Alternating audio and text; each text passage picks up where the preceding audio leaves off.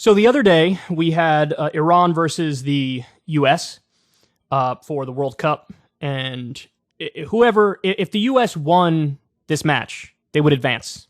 They would be one of, I think England was in their bracket, and then it was the U.S., Iran, and Wales. I think that was the grouping. Top two make it through. The U.S. had to beat Iran in order to advance. They had tied their first two matches, and so they had to win this one. Now they did. They ended up winning. It was 1-0. It was a very, very tough game. People played their hearts out on both sides. And but this was before the match. You had a hostile member of the Iranian media basically trying to play gotcha with the U.S. Captain. And listen to the reaction here, because there's this guy's name is Tyler Adams. And listen to how he handles this. I wanted to share this with you guys. Support the Iranian people, but you're pronouncing our country's name wrong. Our country is named Iran, not Iran. Please, once and for all, let's get this clear. Second of all, are you okay to be representing a country that has so much discrimination against black people in its own borders? And we saw the Black Lives Matter movement over the past few years. My apologies on the mispronunciation of your country. Yeah, that being said, there's discrimination everywhere you go. One thing that I've learned, especially from living abroad in the past years and having to fit in different cultures, is that in the U.S. we're continuing to make progress every single day. I grew up in a white family with obviously an African American heritage and background as well. So I had a little bit of different cultures, and I was very, very easily able to assimilate in different cultures. So not everyone has that ease and the ability to do that, and obviously it takes longer to understand. And through education, I think it's super important. Like you just educated me now on the pronunciation of your country. So it's a process. I think as long as you see progress, that's the most important thing. Now, I think this is why this guy was chosen as captain. You need certain qualities and characteristics as an individual to be a captain. You need to be sort of like a natural leader. And man, he handled that question well, because clearly the guy was coming in hot. The guy was he was trying to play a little bit of gotcha here. You say you support the Iranian people, but you're pronouncing our country's name wrong. Our country is named Iran, not Iran. Please, once and for all, let's get this clear.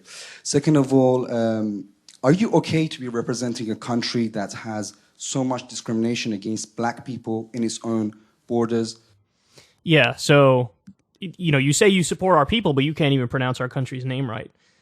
I mean, look, that's total bullshit, right? If somebody can criticize the U.S., for example, and have such a strong accent that they can't really pronounce the United States of America right, and it could still be a solid criticism, right?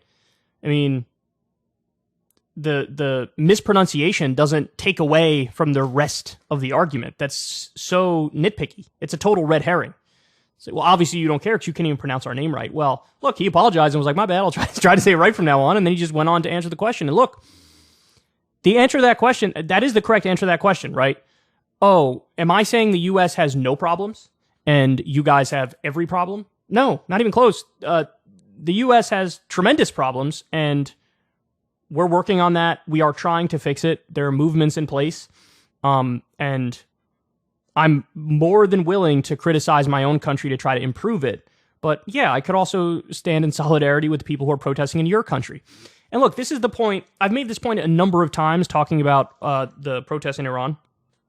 There are two different conversations to have here. One is, do you support the protesters on the ground? Like, do you say, hey man, I hope you guys succeed at getting rid of the morality police and having more freedom on social issues, stop preventing a very hardline Islamic regime from implementing hardline Islamic law.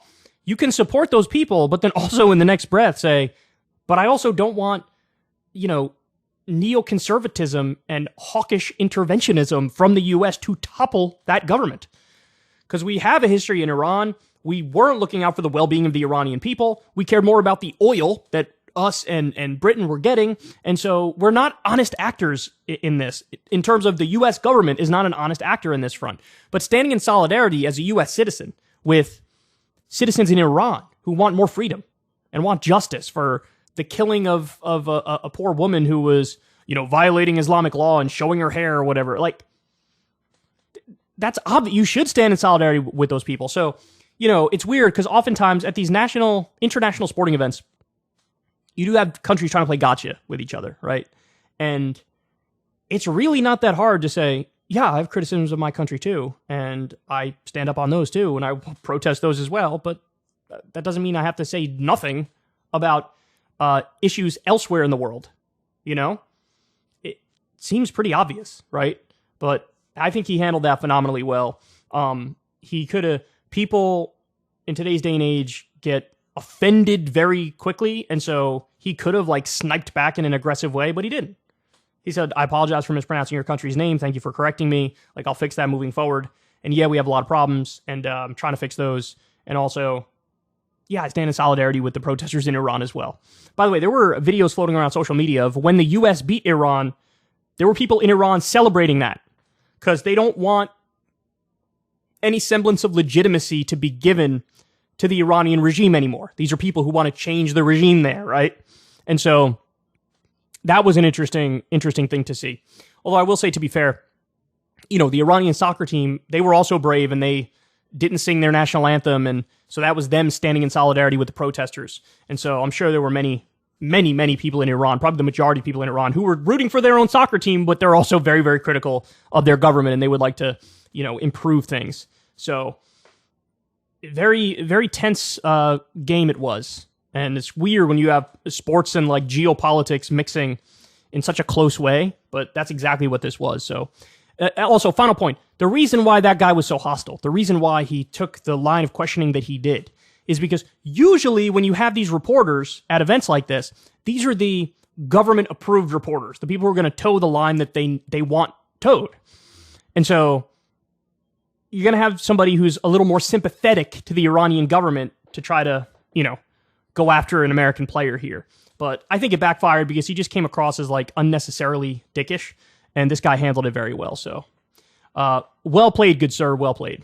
Ever since Adpocalypse, when YouTube defunded all independent news and politics overnight, we haven't trusted them. We know they can pull the rug out from underneath us at any time. If you enjoy this content, please consider tipping $1 or $2 per month on the Secular Talk Patreon. Link in the video description box below. Thanks for your support.